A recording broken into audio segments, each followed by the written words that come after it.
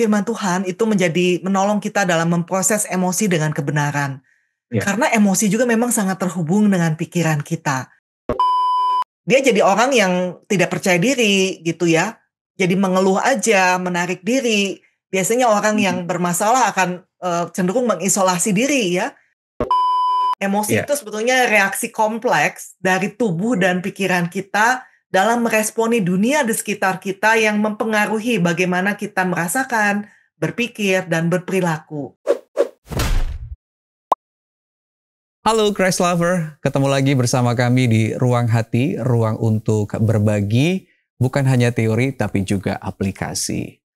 Christ Lover, mungkin di antara kita ada yang sedang bergumul dengan kerohanian, emosinya, dan bingung, mengapa ya belakangan ini aku yang sudah terbiasa melakukan hubungan erat dengan Tuhan, ada waktu-waktu pribadi dengan Tuhan, tapi kenapa emosiku masih saja belum stabil? Dengan kata lain, emosiku masih seringkali jatuh, lemah, bahkan tidak heran saya masih sering marah atau saya sering kali menggerutu, masih ada kebencian dan yang lainnya. Nah, apa sih yang salah dengan diriku? Kali ini kita akan berbincang-bincang dengan seorang narasumber, Ibu Grace Emilia. Beliau adalah seorang dosen di STT Bandung yang mengajar tentang formasi spiritual. Mari bersama-sama kita akan berbincang-bincang tentang kerohanian dan juga kaitannya dengan emosi. Kita sambut Ibu Grace Emilia. Halo Ibu Grace. Halo. Ya, senang Bu boleh berjumpa dengan Ibu dan ngobrol-ngobrol santai tentunya untuk membahas tentang kerohanian dan juga kaitannya dengan emosi ya Bu ya. Dan kita senang sekali kalau Ibu bisa memberikan ya macam-macam hal yang baik tentunya untuk membangun kerohanian dan bagaimana dampaknya dengan emosi supaya lebih kuat dan lebih stabil begitu ya Bu ya. Oke, Bu Grace, tanpa panjang lebar lagi nih, kita mau tanya-tanya sama Bu Grace nih. Bu Grace, apa sih artinya kerohanian yang sehat ya, atau spiritualitas yang sehat, dan apa-apa saja sih Bu tanda-tanda dari kerohanian yang sehat itu? Ya, terima kasih Pendeta Antoni. Jadi kerohanian atau spiritualitas yang sehat itu sering disebut sebagai kerohanian yang matang. Itu adalah cara hidup yang holistik, yang integratif, yang melibatkan diri yang otentik di hadapan diri orang lain dan Tuhan. Nah, ciri-cirinya tentu dia ini memiliki hubungan yang dalam dan dinamis dengan Allah Tritunggal, yang disertai dengan kesehatan emosi, integritas, hikmat, dan juga rasa memiliki tujuan hidup. Nah, jadi kalau karakteristik atau tanda-tandanya, biasanya dia ini memiliki hubungan yang mendalam dengan Tuhan. Dan dia ini memiliki kesadaran yang semakin meningkat akan kehadiran Tuhan. Oke. Hal itulah yang membuat dia bisa lebih punya iman kepada Tuhan sebagai Allah yang memberikan rasa aman tertinggi kepadanya dibandingkan hal-hal lain, dibanding harta benda, kekuasaan, hubungan antar manusia, ya. Dan karena itu dia juga memiliki ketergantungan yang penuh kepada Tuhan. Itu salah satu cirinya. Dari kerohanian. Betul.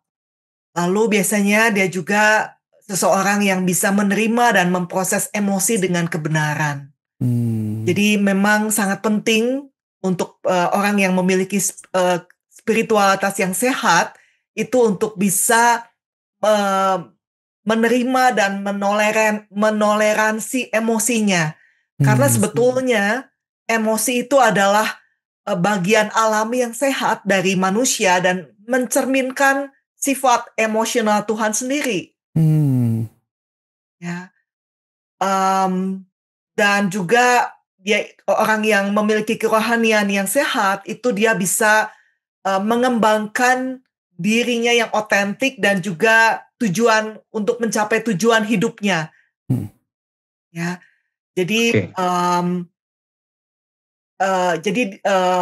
dia ini bisa memikul tanggung jawab atas hidupnya sendiri dan pada akhirnya juga bisa untuk orang lain ya, dan dia ini memiliki rasa tujuan, harapan dan makna dalam menemukan makna hidup dan dalam menentukan tujuan serta prioritas. Oke, baik Bu. Apakah kalau begitu dalam kehidupan sehari-hari ya Bu ya, orang-orang yang memiliki kerohanian yang sehat atau yang matang ini itu dia senang atau melatih dirinya, kita sebutlah ya Bu ya, mungkin melatih gitu ya, melatih untuk merespons ataupun menyikapi setiap yang terjadi itu dari sudut pandang firman Tuhan. Supaya dia kan akhirnya memiliki makna tadi dan juga tujuan, ataupun bisa melihat hal baik apa ya di balik setiap peristiwa yang kualami. Begitu ya Bu ya? Betul, jadi dia Oke. adalah seseorang yang bisa terlatih untuk memproses hidupnya, Hmm. termasuk memproses apa yang dialami dan memproses emosi yang dirasakan. Apakah itu juga ada kaitannya, gini Bu, maksud saya, orang yang punya kerohanian yang matang atau yang dewasa ini itu, kan tidak serta-merta emosinya itu baik terus gitu ya Bu ya, atau stabil terus, ada saatnya kan pasti bisa juga kayak marah gitu ya Bu ya, ataupun ada perasaan-perasaan kecewa, ataupun nggak bisa dipungkiri ada rasa benci mungkin ya, nggak suka, atau ternyata ada iri hati nih dalam dirinya. Eh, apakah dengan dia menyadari aku punya emosi ini semua dan membawa itu kepada Tuhan, itu bagian di mana dia disebut orang yang memiliki kerohanian yang dewasa ya Bu ya? Iya, jadi yang pertama Mm-mm. dia perlu mengenali emosinya dan dia Mm-mm. perlu membawa emosi-emosi itu kepada Tuhan untuk dikuduskan dan bukannya menekan atau menyangkali Ya. emosi-emosi itu. Mm-mm. Iya, Karena mungkin bagi kita ya Bu yang mungkin nggak terlatih atau belum melatih, terkadang kan kita menekan ya Bu emosi itu, ataupun menyangkali bahwa, atau juga kayak merasa malu gitu ya Bu. Kok aku bisa benci ya? Padahal orang melihat aku itu orang yang baik loh, orang yang penuh kasih loh. Kok aku ada perasaan benci sama orang itu atau iri sama orang itu? Padahal orang melihat aku itu orang yang sabaran, orang yang mudah menerima gitu ya Bu. Nah ini kan seringkali ya Bu ya, tanpa sadar kita sangkali ya Bu ya. Atau kita kayak tiba-tiba segera menolak perasaan-perasaan itu. Eh, kalau begitu bagaimana ya Bu ya supaya kita bisa menerima kenyataan bahwa semua kita ini punya loh emosi-emosi seperti itu, dan tinggal kita mau mengenali dan kita bawa kepada Tuhan. iya, tentu kita perlu mengenali dan mengakui emosi Mm-mm. kita ya. Kita perlu mengakui, bahkan kalau kita belajar dari Tuhan Yesus, dia Ya, sendiri ketika dia berada di Getsemani, Yesus itu mengalami rasa cemas, takut, dan gentar betul. sebetulnya. Nah, tapi kalau kita baca di Matius dan Markus, Yesus mengakui hal-hal itu. Mm-mm. Karena memang emosi itu adalah bagian yang normal dan sehat dari kehidupan manusia, Mm-mm. ya. Mmm, dan kalau kita lihat juga di Alkitab, Yesus menunjukkan kemarahan yang intens ketika dia sedang berhadapan dengan para penukar uang di Bait Suci, Mm-mm. ya.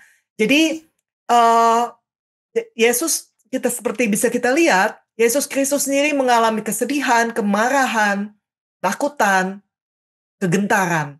Jadi, emosi ini adalah hal yang normal dan bukannya dosa atau tidak pantas. Dan ini juga Mm. menunjukkan bahwa emosi itu bukan musuh yang harus dienyahkan. Mm.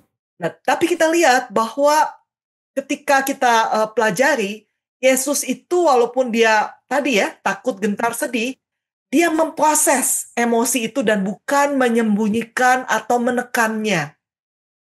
Misalnya ketika dia di Getsemani, Yesus memproses dengan cara berdoa, dengan rintihan keras dan air mata bahkan kepada Bapa. Mm. Dan ini menunjukkan adanya kejujuran dan kerentanan di hadapan Tuhan. Mm. Ya, dalam kita menghadapi emosi. Ini adalah cara memproses. Jadi pendekatan Kristen adalah kita perlu mengakui, memahami, dan mengolah emosi dengan kebenaran firman. Ya. Bukan dengan menyangkal, merepresi, atau bahkan meledakkannya. Oke, baik Bu. Kita tadi udah singgung nih tentang emosi. Emosi itu sendiri apa ya Bu? Mungkin ada yang bertanya di luar sana gitu ya. Oke, emosi. Kebanyakan orang kan memahami emosi itu kalau marah aja ya Bu ya. Wah, emosi dia. Padahal kan ternyata nggak sesimpel, nggak sesederhana itu ya emosi gitu ya Bu. Atau tidak sesempit itu ya. Emosi itu sendiri apa sih Bu? Ya, oke. Kita dari secara umum ya, emosi Ya. itu sebetulnya reaksi kompleks dari tubuh dan pikiran kita dalam meresponi dunia di sekitar kita yang mempengaruhi bagaimana kita merasakan, berpikir, dan berperilaku. Nah, emosi ini seringkali sebetulnya sifatnya singkat tapi intens, dan ini yang membedakannya dari mood ya. Kalau mood itu biasanya berlangsung berjam-jam atau berhari-hari. Nah, tapi kalau emosi itu singkat, intens, dan biasanya memunculkan reaksi dari tubuh kita. Misalnya ketika kita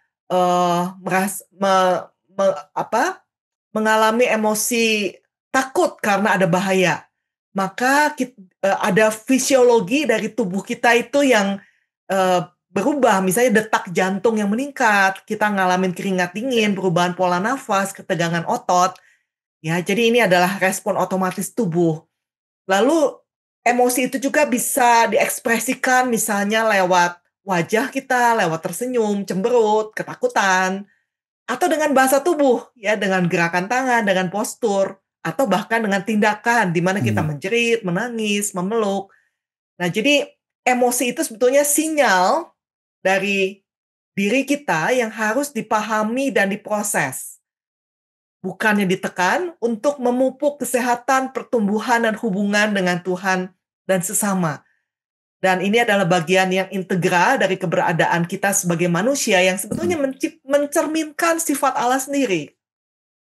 Gitu ya. Oke, jadi Christ lover ya, emosi itu adalah satu reaksi yang keluar dari diri kita, merespons dari setiap situasi yang terjadi ya. Dan emosi itu tidak salah begitu ya. Tapi kita perlu untuk mendengarkan emosi itu dan juga tentu membawanya kepada Tuhan kita ya supaya dikuduskan. Tadi Ibu Grace juga sudah singgung ya, supaya dikuduskan agar emosi kita itu tidak akhirnya berdampak ke hal-hal yang negatif ya atau hal-hal yang jahat yang kita lakukan, tetapi kita tetap memiliki emosi yang benar, emosi yang stabil, emosi yang kudus di hadapan Tuhan. Apapun emosi kita ya, mungkin ada kekecewaan, kemarahan, ya entah mungkin juga kesedihan dan yang lainnya kita bawa kepada Tuhan. Seperti apa yang dilakukan Tuhan Yesus di hadapan Bapa ya. Jadi kita bisa belajar dari Kristus Tuhan kita. Bu Grace, kaitan antara kerohanian yang sehat atau yang dewasa tadi atau yang matang ya Bu ya dengan emosi kita supaya lebih stabil itu gimana ya Bu? Kaitan antara Kerohanian yang dewasa dengan emosi supaya lebih kuat, lebih stabil. ya, jadi pertama tadi kita di dalam kerohanian Kristen kita perlu bisa jujur di hadapan Tuhan supaya kita tidak menyangkali atau menekan emosi. Tapi kita membawa kepada Tuhan. Jadi ada kejujuran di hadapan Tuhan. Dan kalau kita lihat di Alkitab, Mazmur, ada banyak Mazmur ratapan, khususnya Mazmur kutukan yang membantu kita untuk jujur dengan misalnya kemarahan kita di hadapan Allah sebagai cara untuk memprosesnya. Dan lalu kita juga bisa mengolahnya. Jadi selain jujur, kita juga mengolah dengan kebenaran. Jadi penting sekali untuk mengenali dan memahami emosi kita dan lalu mengolah dengan kebenaran firman Tuhan. Ini termasuk kalau di 2 Korintus 10 ayat 5 itu termasuk mengambil setiap pikiran dan menaklukkannya kepada Kristus misalnya. Untuk mengganti kebohongan-kebohongan yang kadang mungkin tertanam kuat di dalam diri kita. Lalu kita juga tentu kita membutuhkan komunitas di sekitar kita Ya. untuk untuk kita bisa berproses juga. Jadi orang-orang di sekitar kita itu adalah pertolongan Tuhan untuk kita bisa membangun emosi yang sehat, Mm-mm. ya. Lalu dan tentu ada tadi sebenarnya saya sudah katakan tentang jujur di hadapan Tuhan. Ini berarti kita membangun kehidupan yang terkoneksi dengan Tuhan di sepanjang kesempatan. Supaya kita bisa lebih melihat dari perspektif Tuhan, kita lebih bisa menyadari kondisi diri kita dan tidak terjebak dalam kondisi kita yang mungkin menghancurkan, yang destruktif. Gitu. Mungkin seperti itu ya antara Baik, lain. Bu. Tadi saya mendengar tentang komunitas nih, Bu. Ini kan sepertinya kurang diekspos ya, Bu ya. Apalagi kita di orang-orang timur ini ya. Biasanya kan kita dilatih untuk memendam emosi itu sendiri gitu ya, Bu ya. Atau ya emosi diri sendiri itu nggak ada kaitannya dengan orang lain. Urusi diri sendirilah kira-kira begitu, Bu. Tapi menarik tadi Ibu singgung juga soal komunitas. Apalagi kita ini kan kayak udah terbiasa gitu, Bu, udah terlatih dari kecil. Kita terlihat baik-baik aja di depan orang gitu ya, Bu ya. Terlihat bahwa aku nggak ada masalah begitu. Padahal kita dalam diri kita itu banyak sekali emosi-emosi buruk tadi gitu ya, Bu ya, yang sedang bergejolak dalam diri kita begitu. Sehingga kita kayak memakai topeng begitu ya, Bu ya. Tidak jujur di hadapan orang-orang di sekitar kita. Mungkin di hadapan Tuhan ya kita nggak bisa pakai topeng ya, Bu ya. Kita bisa terbuka, mungkin kita nangis di hadapan Tuhan. Tapi di hadapan orang lain nih, Bu, orang-orang terdekat kita gitu ya, kita bisa memakai topeng itu, menutupi bahwa kita sebenarnya mungkin sedang tidak suka dengan si A. Kita mungkin sedang marah sekali, tapi kita nggak bisa untuk mengungkapkan itu, begitu. Apalagi kalau kita nggak terlatih ya, Bu ya, untuk membawa emosi-emosi tadi itu di hadapan Tuhan, ya, tidak mendengarkannya, malah mengabaikannya. Alhasil kita pun akhirnya nggak terbiasa kan, Bu, membicarakan emosi-emosi kita kepada orang lain gitu. Dan itu selalu berulang-ulang terjadi gitu ya, Bu ya. Nah, bagaimana kira-kira, Bu, untuk supaya kita melatih diri kita, mungkin nggak menuntut orang lain dulu ya, Bu ya, mau kamu terbuka dong emosinya ke saya, tapi gimana kitanya untuk mau jujur mengungkapkan misalnya emosi kita kepada komunitas kita begitu, Bu, supaya menolong kita juga kan pada akhirnya tidak memendam emosi-emosi buruk itu gitu, Bu. Dan siapa tahu ada orang-orang di sekitar kita yang mendengarkan emosi kita itu memberi perhatian akhirnya dan bisa mengerti, oh ternyata kamu sedang tidak baik-baik aja ya gitu ya. Oh ternyata kamu sedang bergumul ya dengan emosimu ini, dan siapa tahu juga orang-orang itu tuh bisa mendukung kita dan mendoakan kita lah setidaknya gitu ya, Bu ya. Dan ini kan bagian dari kita sedang diproses menjadi dewasa kan ya, Bu. Gitu, Bu. Mungkin ada masukan dari Ibu Grace untuk kita-kita ini Christ lover di luar sana yang sebenarnya dia pengen sih sharing emosinya kepada komunitasnya, tapi kayaknya komunitasnya juga pakai topeng semua ini, Bu. Gitu ya. Udah terbiasa pakai topeng semua, udah terbiasa untuk tidak jujur dengan perasaan atau emosi mereka. Gimana bagi kita yang mau belajar nih, Bu? Sebenarnya saya mau melatih diri saya untuk terbuka. Tapi saya takut nanti kalau saya terbuka malah diejekin, diomongin gitu ya, atau jangan-jangan diceritain nih ke orang lain. Kira-kira Bu Grace bisa kasih masukan ke kita atau ke Christ lover di luar sana? Iya, yang pertama-tama untuk bisa belajar terbuka, kita belajar terbuka kepada diri kita sendiri dan kepada Tuhan. Iya. Jadi itu yang langkah pertama. Karena seringkali ketika kita sedang dikuasai oleh emosi negatif, kita cenderung mengasingkan diri secara sosial yang justru memperburuk ya depresi dan isolasi. Tapi di sisi lain memang ketika kita mulai langkah berikutnya setelah kita belajar untuk jujur pada Tuhan, kita memang mungkin kita memang tidak harus menceritakan, membuka diri kita, apalagi secara telanjang gitu kepada semua orang gitu ya. Tapi kita perlu punya komunitas kecil, kelompok kecil yang terpercaya atau mentor, di mana kita bisa menjadi diri kita secara apa adanya kepada orang-orang yang memang kita tahu bahwa mereka akan menerima kita apa adanya, tidak akan membuka rahasia kita pada semua orang gitu ya. Jadi memang perlu kita membangun secara disengaja komunitas atau orang-orang terdekat yang bisa kita percaya untuk kita bisa terbuka apa adanya. Gitu. Jadi memang perlu mungkin tidak bisa pada semua orang, tapi kita perlu mencari dengan sengaja komunitas yang kita bangun. Minimal kalau bisa 1 orang atau 2 orang atau 3 orang, nggak usah banyak-banyak gitu, 5 orang maksimal, tapi bisa kita percaya untuk kita bisa terbuka gitu. Iya, oke Bu. Di keluarga juga seringkali terjadi seperti ini ya Bu ya pada umumnya gitu.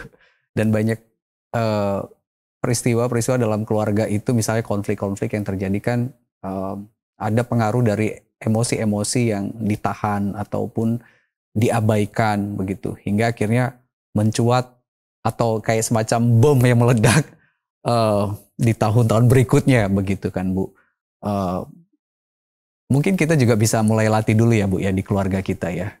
Di tengah-tengah keluarga bagaimana kita bisa terbuka, jujur dengan emosi-emosi yang ada kayak gitu.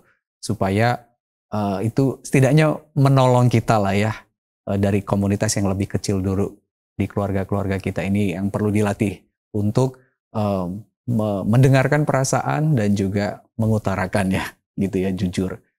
Supaya meminimalisir konflik-konflik di kedepannya gitu ya Bu. Oke, Bu Grace, ini kaitannya dengan kecemasan Bu, kegelisahan, ketakutan gitu ya. Sepertinya ya, ini menurut saya Bu ya, bisa salah nih. Stigma di luar sana itu melihat orang yang gampang cemas, gampang takut, gampang gelisah itu kayaknya kerohaniannya lagi nggak beres deh gitu ya Bu ya.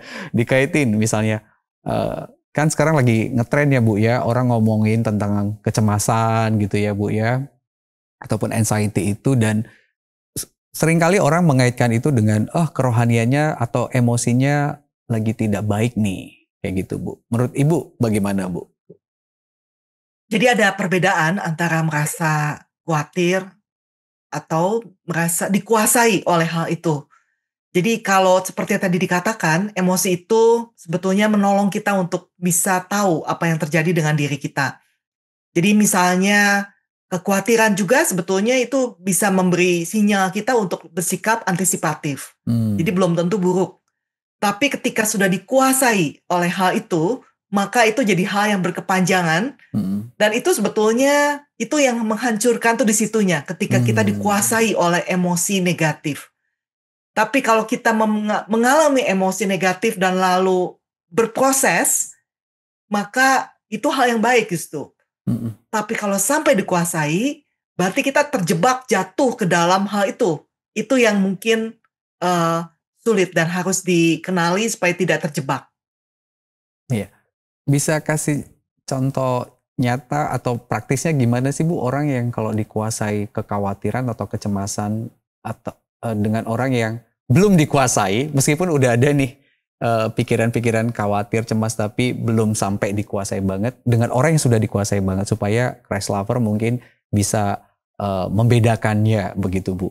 Atau juga jangan-jangan Christ lover di luar sana, aku ternyata sedang dikuasai nih menurut penjelasan dari Bu Grace gitu ya, atau enggak, aku masih aman-aman aja nih begitu.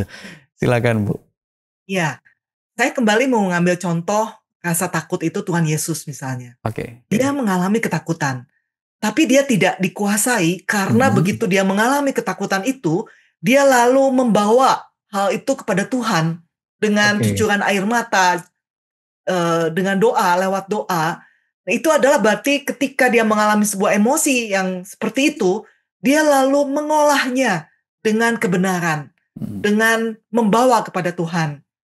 So it's okay to feel fearful gitu. Nah, tapi ketika dikuasai, kita itu bukannya mengolahnya, tapi kita terus-menerus memikirkannya misalnya. Karena sebetulnya emosi juga berkaitan dengan pikiran.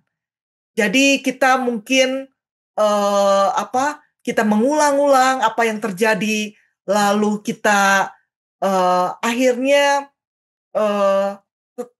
terbenam oleh emosi tersebut karena kita pikir terus, dan akhirnya bukan diolah tapi hanya dipikir-pikir gitu ya.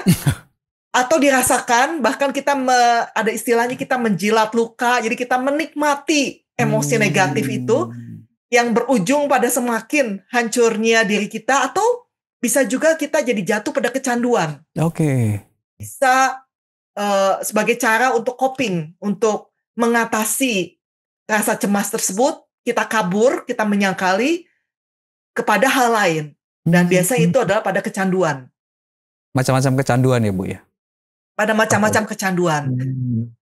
Gitu. Misalnya kita berusaha mengabaikan emosi cemas dengan kita cemas harus misalnya harus menghadapi seseorang yang menakutkan. Kita misalnya menghabiskan, daripada kita takut, jadi kita nonton drama Korea aja. Nonton drama Korea tidak salah. Saya juga suka gitu ya. Wah. Tapi problemnya kalau kita terus-menerus pagi siang malam menonton sebagai cara untuk kabur, nah itu berarti kita sudah terjebak dan dikuasai oleh kecemasan dengan cara mengabaikan dan bahkan mengatasi Kabur, dengan kecanduan gitu. Melakukan coping dengan yang tidak sehat dengan cara itu misalnya. Atau dengan minum alkohol dan sebagainya. Kalau candu minum kopi gimana, Bu? Minum kopi. Enggak ya? Canduan juga. Enggak ya? Kopi masih sehat lah ya, Bu ya. Oke. Iya. Thank you, Bu Ger, untuk penjelasannya. Dan seringkali juga gini, Bu, kita dengar ya, di banyak orang Kristen lah gitu ya. Kalau dengerin rekannya atau mungkin salah satu anggota keluarganya cerita ini, aku lagi takut loh, aku lagi khawatir. Terus cepat banget, Bu, untuk ngomong gini, udah gitu aja ditakutin, ngapain cemas, ngapain khawatir. Ini menurut Ibu gimana ini, Bu? Orang-orang yang seperti ini. Siapa tahu Christ Lover di luar sana ada nih orang-orang yang nemu ya, atau jangan-jangan kita nih yang mudah banget langsung memberikan semacam, ya mungkin maksudnya baik ya, nasihat, penguatan, tapi kayak kurang mau mendengarkan dulu nih bahwa orang itu sedang benar-benar takut loh, benar-benar cemas, dan kita nggak buru-buru untuk bilang jangan takut, jangan cemas, tapi coba dengerin dulu. Ibu Grace mungkin mau kasih masukan nih dengan kita-kita ya, supaya coba apa dulu gitu ya, Bu ya. Jangan buru-buru untuk memberikan misalnya wejangan atau nasihat. Gimana, Bu? Iya, kadang kalau kita takut, yang dibutuhkan tuh bukan nasihat. Mungkin kadang kita udah tahu jawabannya juga. Yang kita butuhkan itu adalah orang yang hadir bersama kita, yang mau mendengarkan kita, dan kadang-kadang sekedar hadir bagi kita, tanpa perlu memberi nasihat. Tapi yang kedua, ketika seseorang mengatakan, udah gak usah dipikirin, gak usah takut. Betulnya orang itu juga mungkin mendorong orang itu untuk mengabaikan emosi tadi, yang justru kan bisa berdampak tidak baik. Iya. Karena dia bukannya berproses mengolah, tapi bahkan menekan atau mengabaikan. Itu. Jadi, tapi mungkin dengan dia cerita dan didengarkan, itu adalah cara untuk dia memproses. Tanpa kita harus menghakimi apalagi. Jadi ketika kita menyediakan telinga untuk mendengarkan, itu berarti kita menyediakan ruang untuk orang teman kita itu bisa berproses dengan emosi negatifnya. Mungkin lebih bijak bilang, oh kamu lagi takut ya, kamu lagi cemas ya, gitu ya, Bu ya. Oke, dengan kita mendengarkan podcast ini, kita mungkin tambah wawasan. Mungkin kita bilang, oke, aku akan bantu kamu untuk mengolah emosimu ya, atau yuk olah emosimu dulu, datang sama Tuhan. Minimal gitu ya, Bu ya. Nggak ya, yang pokoknya suruh dia cerita aja, misalnya cerita, ya. "Ayo saya dengerin, ketakutanmu kenapa?" Oke, oke. Baik, baik, Bu. Bu Grace, menurut Ibu mengapa ya kalau kita menekan atau mengabaikan emosi itu ternyata ada dampak buruknya? Kenapa, Bu? Kira-kira apa ya dampak buruknya ya, Bu ya kalau kita itu menekan atau mengabaikan emosi yang ada dalam diri kita? Ya, karena sebetulnya itu memperburuk tekanan psikologis kita. Ketika Hmm. kita menekan emosi, itu justru dapat membuat semakin intens, ya. Bahkan waktu itu ada peribahasanya ya, mengubah anjing menjadi sekawanan serigala buas gitu loh. Wow. Karena jadi kalau ditekan justru semakin kuat tuh. Hmm. Jadi, bukannya menghilangkan tapi meningkatkan intensifikasi emosi tersebut. Hmm. Lalu yang jelas juga menghambat pertumbuhan dan kesadaran diri. Ketika orang menghindari atau menekan perasaan yang menyakitkan, mereka kehilangan kesempatan untuk bertumbuh sebetulnya. Iya. Mereka jadi menciptakan situasi di mana mereka tidak pernah mendapatkan apa yang, untuk mengerti kondisi diri mereka dan untuk bisa kemudian membawanya kepada Tuhan untuk diolah gitu. Dan yang jelas akhirnya memicu ketidakdewasaan emosional. Hmm. Iya. Berusaha menghilangkan emosi yang tidak menyenangkan atau berharap tidak memilikinya, itu justru yaitu selain meningkatkan intensitas, juga meningkatkan frustasi. Sampai di sisi lain itu menurunkan harga diri kita. Sehingga orang itu jadi tidak bertumbuh secara emosional. Hmm. Bisa juga nggak sih Bu membuat dia jadi nggak percaya diri gitu? Betul, dia jadi orang yang tidak percaya diri gitu ya. Jadi mengeluh aja, menarik diri. Biasanya orang yang bermasalah akan cenderung mengisolasi diri ya. Manipulatif justru atau jadi sangat sarkastis Oke. ketika berhadapan dengan eh, orang lain. Itulah akibat buruk ya Bu ya dari emosi-emosi yang kalau diabaikan ya. Betul, betul. Oke. Hubungan dengan sesama pun jadi apa ya tidak tidak dewasa ya jadinya ya Bu ya, manipulatif tadi Ibu sempat singgung ya. Kita pun jadi mudah curigaan ke orang lain, jangan-jangan gitu ya Bu ya, mudah menyalahin orang gitu. Betul, betul. Bahkan yang paling buruknya bisa bunuh diri akhirnya. Wow. Karena, Oke. pola pikir negatifnya, emosinya kan jadi semakin ditekan, semakin intensitas semakin tinggi, Mhm. dan akhirnya makin kuat tuh dia punya pikiran negatifnya juga, akhirnya ujung-ujungnya bisa jatuh pada kalau kecanduan, masih oke, masih mending gitu ya daripada bunuh diri. Iya, iya, menyakiti dirinya ya Bu ya sampai Iya, menghilangkan nyawanya sendiri begitu. Oke, baik Bu. Eh tentu Christ lover yang sedang berjuang dengan emosi-emosinya, sekali lagi nggak salah kok emosi-emosi itu tinggal diolah aja, didengerin, dibawa sama Tuhan begitu ya. Bagi Christ lover yang mungkin juga dengerin orang-orang di sekitar Christ lover ya, berkeluh kesah dengan apa yang dialami ya, menceritakan emosinya, dengerin aja, cukup dengerin. Ya kalau nggak bisa kasih masukan-masukan, ya dengerin dan doain lah begitu ya. Tuntun mereka balik kepada Tuhan ya, supaya emosi-emosi itu dapat terolah dengan baik. Bu Grace, bagaimana peran firman Tuhan ya Bu ya? Ini tentu dasar sekali bagi kita ya, firman Tuhan, baik itu juga puji-pujian ya, penyembahan kita kepada Tuhan itu dapat menolong emosi-emosi kita ini Bu. ya ada berbagai peran ya, Hmm. yang pertama, firman Tuhan itu menolong kita dalam memproses emosi dengan kebenaran.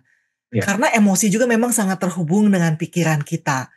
Nah, Oke. firman Tuhan itu menyediakan kebenaran yang dibutuhkan untuk memproses pikiran supaya bisa lebih baik.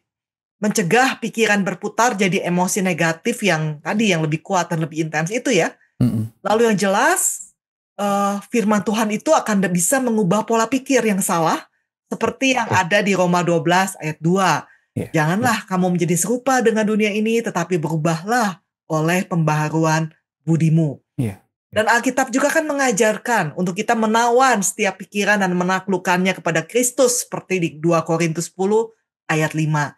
Dan dengan cara ini itu sebetulnya menolong kita untuk mengganti pikiran yang menipu atau merusak itu dengan kebenaran. Dan selain itu kita juga sebetulnya bisa mengekspresikan emosi kita dengan jujur dengan menggunakan firman Tuhan. Firman Tuhan. Mazmur misalnya. Itu kan fungsinya buku doa yang kuat. Yang mencakup seluruh spektrum emosi manusia. Termasuk kemarahan, rasa percaya, dan pujian tentunya ya. Dan Mazmur itu menyediakan kata-kata untuk kita gunakan secara jujur dalam mengungkapkan perasaan yang mendalam di hadapan Tuhan, bahkan yang negatif sekalipun. Iya. Ya, jadi selain itu firman Tuhan juga memberikan bimbingan dan kebebasan. Ya, karena ketika kita mendalami firman Tuhan, terkoneksi dengan firman Tuhan, Roh Kudus yang ada di dalam diri kita itu akan berbicara kepada kita untuk membawa kita kepada kebebasan yang sejati. Sehingga seseorang bisa dibebaskan dari pikiran-pikiran yang menghancurkan, dari emosi negatif yang menghancurkan. Iya. Thank you Bu Grace.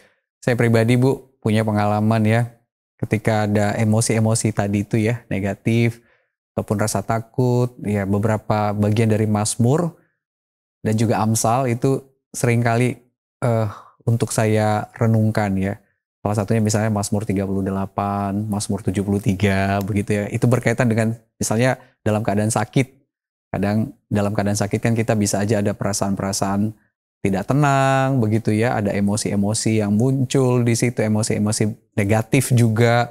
Nah, dengan membaca ulang, merenungkannya, bahkan kadang-kadang memberi kayak semacam nada di setiap syair-syair itu memberikan satu penghiburan sih, kekuatan tersendiri bagi batin ya menghadapi setiap emosi itu tadi, begitu. Oke, Bu Grace, apakah ada langkah-langkah praktis yang Bu Grace ingin sampaikan ke kami, Christ Lover ini, untuk kita bisa membangun kerohanian yang semakin sehat dan juga emosi yang jauh lebih kuat, begitu Bu? Ya, jadi yang pertama kita perlu mengakui dan mengolah emosi, bukan menekan atau mengabaikannya. Jadi jangan berpikir bahwa cara terbaik untuk mengatasi perasaan negatif seperti kesedihan, kemarahan, frustasi, kesepian, atau rasa bersalah justru dengan tidak merasa gitu ya, atau mengabaikan. Karena hal ini menghancurkan, tapi kita perlu proses dan mengolah bersama Allah Roh Kudus yang selalu hadir bersama kita. Lalu juga kita bisa berproses itu memahami akar dari masalah emosional kita dan memutus pola pikir yang negatif. Ya, supaya jadi kita perlu berproses itu untuk mengenali hal itu dan mengganti pola pikir yang salah, yang mungkin kebohongan gitu ya, yang selama ini tidak kita sadari sebagai kebenaran, dengan kebenaran firman Tuhan yang bisa membebaskan kita, yang bisa memperbaharui budi kita dan menolong kita. Lalu juga ya tentu kita bisa berproses itu dengan doa dan refleksi, penyembahan dan pujian, ya dengan berbagai cara untuk bisa hadir di hadapan Tuhan dan terkoneksi dengan Dia. Lalu juga tentu dengan kita memperhatikan kesejahteraan fisik, jangan salah juga, karena fisik kita juga sangat terkait. Olahraga fisik itu bisa melepaskan hormon endorfin yang menimbulkan rasa sejahtera, meningkatkan aliran darah ke otak gitu ya. Jadi olahraga itu penting gitu. Dan tentu saja memiliki komunitas yang bisa, di mana kita bisa saling mensupport, saling mendengarkan, saling mendukung dan saling mendoakan. Seperti itu. Asalkan jangan saling ember ya Bu ya. Iya betul. Oke, tapi saling mendukung dan menguatkan begitu. Ya, ada kalimat singkat Bu sebagai pesan penutup atau ya kesimpulan lah bagi pendengar di luar sana dari apa yang kita obrolin tadi. Silakan Bu Grace. Menolong berproses dengan emosi kita berarti juga menolong untuk kita bertumbuh secara rohani untuk menjadi semakin seperti Kristus. Wow, luar biasa. Itu jadi kutipan tuh Bu. Gitu ya. Iya. Sekali lagi Christ lover, jangan abaikan emosi-emosi itu, dengarkan dan bawa sama Tuhan. Bagi kita sebagai komunitas anak-anak Tuhan, mari kita saling membangun, saling menguatkan, dengarkan juga emosi-emosi saudara-saudara kita, dan hadirlah menjadi saudara-saudara yang dewasa rohaninya, bukan yang mudah untuk menghakimi, apalagi menyalahkan ya. Mari kita sama-sama saling menuntun untuk datang kepada Tuhan, membawa semua emosi kita di hadapan Tuhan, supaya kita semakin dewasa serupa Kristus. Terima kasih Bu Grace untuk obrolan-obrolan kita yang singkat ini. Sangat memberkati sekali. Tuhan berkati Bu Grace ya. Sama-sama Pak Antoni. Christ lover, terima kasih untuk perhatian Christ lover semuanya. Ketemu lagi dengan Ruang Hati di episode berikutnya. God bless you.